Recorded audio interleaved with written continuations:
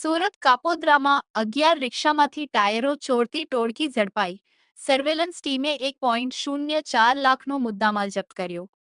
સુરત શહેરના કાપોદ્રા પોલીસ સ્ટેશનની સર્વેલન્સ ટીમે બાતમીના આધારે સરાહનીય કામગીરી કરીને પાર્કિંગમાંથી ઓટોરિક્ષાના ટાયરો ચોરી કરતી એક શાતિર ટોળકીનો પર્દાફાશ કર્યો છે.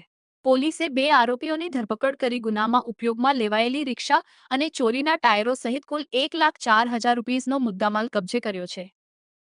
કાપોદ્રા વિસ્તારમાં આવેલા રામદેવ પાર્કિંગના માલિક સાગરભાઈ હિંમતભાઈ સોજિત્રાએ પોલીસ મથકે ફરિયાદ નોંધાવી હતી કે તેમના પાર્કિંગમાં પાર્ક કરેલી અલગ અલગ 11 ઓટોરિક્ષાઓમાંથી અજાણ્યા ચોરોએ આગળ અને પાછળના મળી કુલ 16 નંગ ટાયરો અંદાજિત કિંમત 24,000 રૂપિયાની ચોરી કરી છે.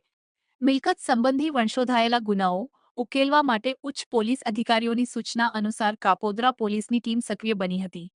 Police inspector M R. સોલંકીના માર્ગદર્શન હેઠળ સર્વેલન્સ સ્ટાફના પીએસઆઈ એમ.બી. વાઘેલા અને તેમની ટીમ પેટ્રોલિંગમાં હતી. આ દરમિયાન હેડ કોન્સ્ટેબલ ઘેલાભાઈ તેજાભાઈ બો ન 2640 તથા લોકરક્ષક ભરતભાઈ શામજીભાઈ બો ન 5046 ને મળેલી ચોક્કસ અને સંયુક્ત બાતમીના આધારે ગાયત્રી 3 રસ્તા પાસેથી 2 શંકાસ્પદ ઇસમોને ઝડપી પાડવામાં આવ્યા હતા.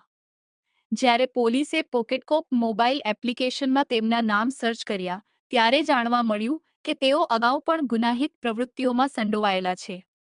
એક સૂરજ માંગીલાલ બધેલ ઉંમર 21 ધંધો ઓટો રિક્ષા.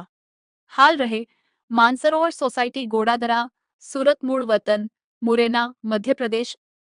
ગુનાહિત ઇતિહાસ અગાઉ ગોડાદરા પોલીસ મથકમાં અકસ્માત આઈપીસી 279, પુણા પોલીસ મથકમાં બીએનએસ 223 અને ગોડાદરામાં પ્રોહિબિશન એક્ટ હેઠળ ગુના નોંધાયેલા છે. 2 અમિતલાલ રાજેન્દ્ર બઘેલ ઉંમર 22 ધંધો ઓટો રિક્ષા. હાલ રહે મુરાનગર સોસાયટી ગોડાદરા, સુરત મૂળ વતન મુરેના, મધ્યપ્રદેશ. ગુનાહિત ઇતિહાસ અગાઉ સરથાણા પોલીસ સ્ટેશનમાં જીપી એક્ટ કલમ 135 હેઠળ ગુનો નોંધાયેલો છે. આ કેસમાં સંડોવાયેલા અન્ય એક નાસ્તા ફરતા આરોપીને પકડવા પોલીસે ચક્રો ગતિમાન કર્યા છે. એસ24 ન્યૂઝ ગુજરાતી સાથે અશ્વિન ચાવડા, સુરત.